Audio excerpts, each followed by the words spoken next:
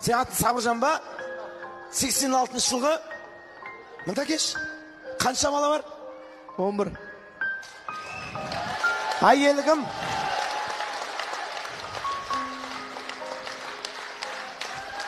Ағайын,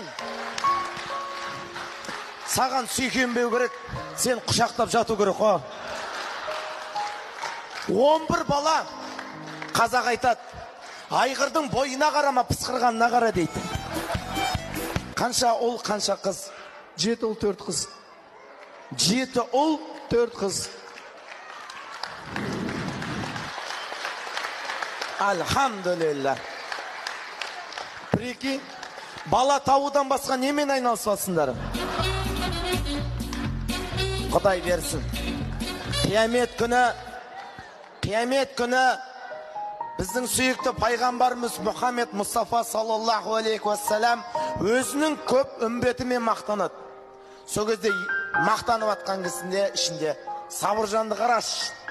11 бала, 11 үмбетімді дүниеге алып келген әйелін қараш, Алла жәннатты берші деп сұрап қалар. Шапағаты тиер иншалла. 7 бала. Бірдеңеңді берші. Жо, мен ниет қылатын. Берші бір, ременіңді ма, аяқ киіміңді болмайды ғой, біттей ғана аяқ киімің. Ремен беріп атыр аға. Бұны қалай қолданады десең? Алла разы болсын, сәке. Алла нұр жаусын. Қошы мұнаны қалай істейді? Үйге апарады, ыстық суға салады да?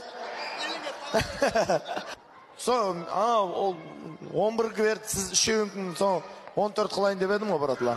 Общий.